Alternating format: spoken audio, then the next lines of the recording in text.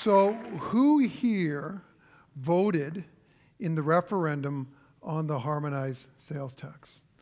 You can be apathetic voters, don't be an apathetic audience. Be proud. Really? Okay. Well, those of you who put your hand up, you must be very proud. You participated in direct democracy, right? You took power away from the government, and we solved a really important problem that we seem to be facing. Correct? Okay. Well, there's a problem. I have a little problem with this. There's a letter out there. You might have heard about it. There's a letter, and it's signed by about 100 professional economists. And it says something like this. It says, you know, on balance, the HST was probably the better tax for us. So tax is complicated. And I don't know who to trust. Do I trust the people who voted it down? Or do I trust the economists who said, yeah, we probably should have done that? Okay, well, I'm not here to talk about the HST. I'm here to talk about government decision-making generally. But the HST referendum was such a perfect example of a complete decision-making disaster that I think it's worthwhile to take some time and take a look at it. So you're going to have to indulge me here. I'm going to have to present a model so that we can get on the same page in terms of terminology. Okay?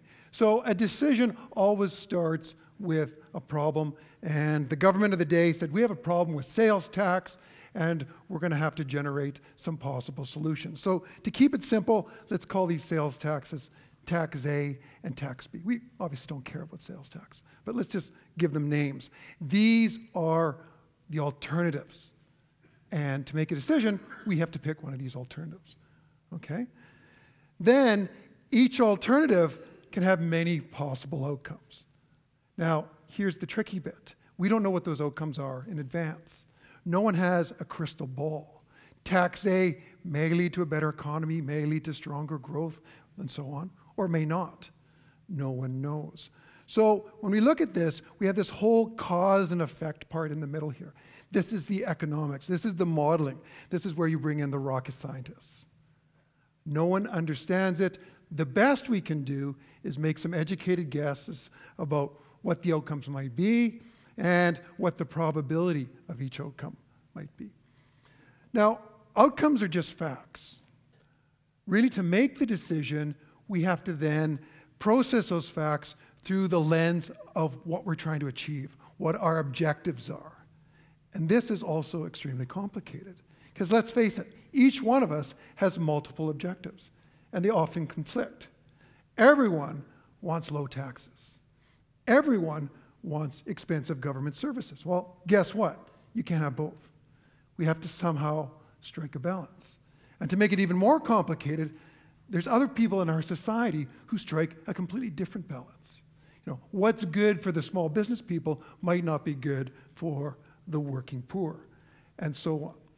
So the real challenge here, the toughest part of making decisions, is this big part over here, the objectives. I'm going to call this society's preference function. Because if we know society's preference function, then it's just some high school math. We can calculate the expected value of every alternative, and we can pick the best one. We can make a choice. So thank you for your patience. That is the rational decision model. It looks pretty good in theory. It works really well in some settings, but I think you'll agree it tends not to work well in government. Why is that? Well, this is why. Okay? The entire rational decision process occurs within a cave. That dotted line, that's a cave. You are outside the cave. Okay? So what happens is we've created this cave because modern decisions have become extremely complicated, obviously. So all organizations, including governments, have come to rely on technocrats. Technocrats are the experts. These are the engineers, the accountants, the lawyers, the scientists, the people with the expertise to do this modeling to make this rational model work. Okay, now don't get me wrong, I am a technocrat.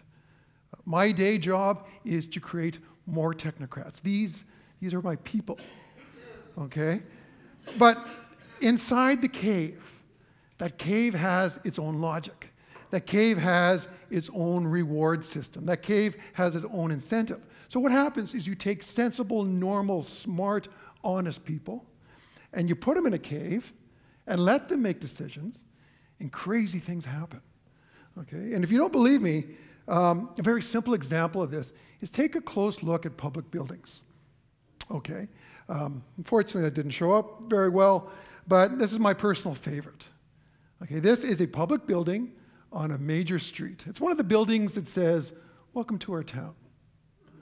And the technocrats who created this building obviously had to make some assumptions about what society wanted, what society's preference function was. So they had to make trade-offs between obviously cost, obviously functionality, it's a curling rink, and also sort of non-economic issues such as physical beauty and the way it fits in with its surroundings. So how do you think they did?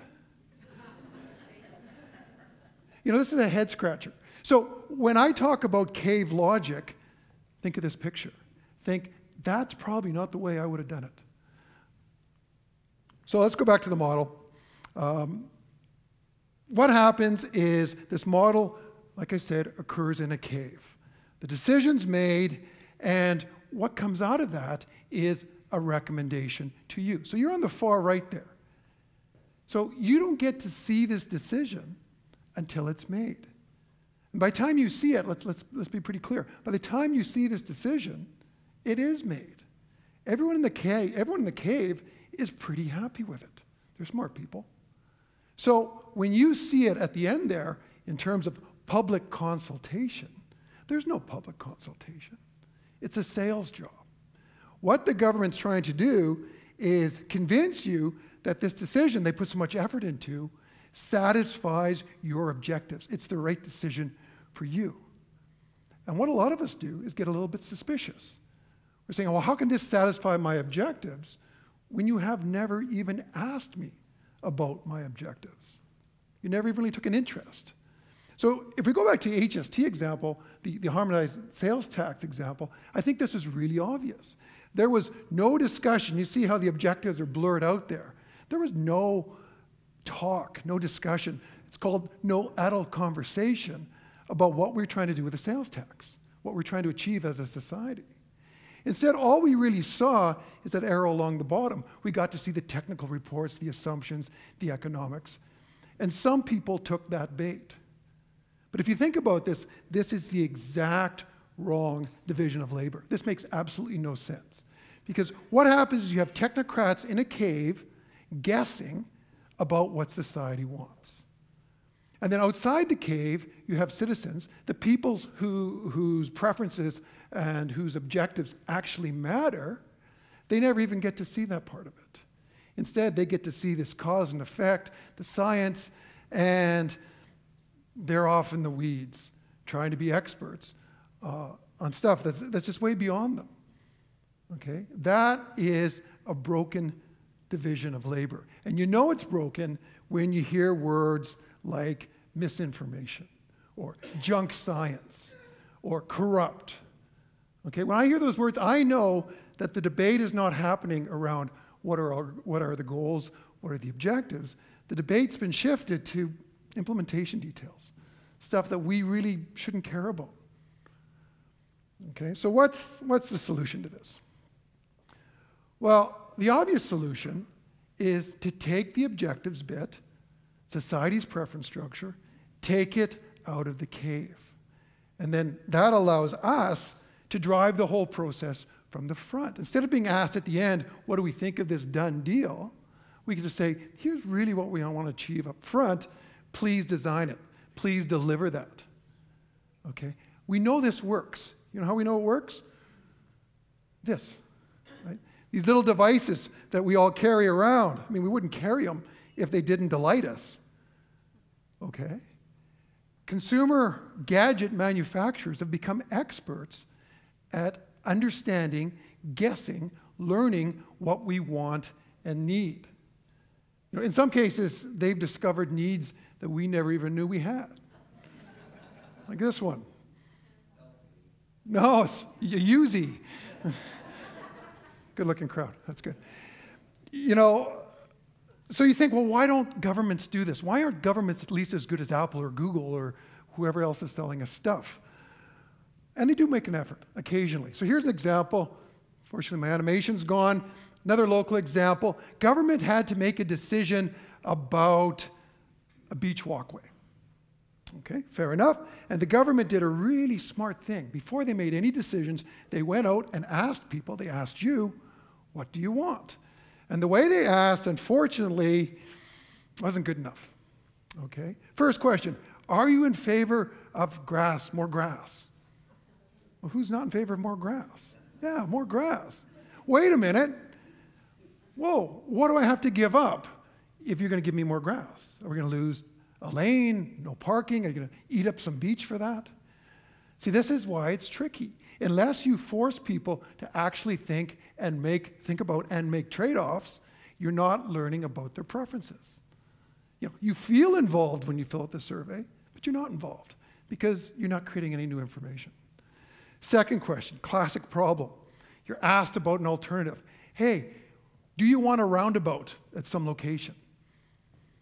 How would you answer that? What do we know about roundabouts? A roundabout is something that exists to solve a problem. It delivers something to us. So let's talk about what it is that delivers. Is it safety? Is it beauty? Whatever. Don't ask me about a roundabout, and especially don't ask me what kind of sales tax we should have. I don't know. I only know what I know. I'm an expert on my own preferences. The rest of that is, I don't care. So here, let's just summarize what our situation is. Just to be clear, we have a terrible division of labor in government today. We have technocrats who are guessing about the structure of our preferences. We have non-expert citizens trying to do the jobs of technocrats by Googling stuff on the internet and selectively quoting it. And governments have no impetus to change. Okay, so here's your homework. And I want to make sure that you understand this is for you. First, insist that your government be customer-focused. That sounds corny, but all it means is make sure that you get to say what you want before the decision's already made. Second, you have to do your bit and think about the big picture. We're in a big, complicated society. There's complicated trade-offs required. There's winners and losers. In every decision, you can't win every time. You have to take a look at the big picture and say, what is society's preference function? Make you a little bit more informed. Third thing is, let's assume everything happens like I said. We take the preference function out of the cave. We start to learn what we want in the way Google and Apple does. Then we have to do something really difficult. We have to let the technocrats do their job. We have to get out of the way and learn to trust again. So if you do these things, I promise you, government will start working again. Thank you.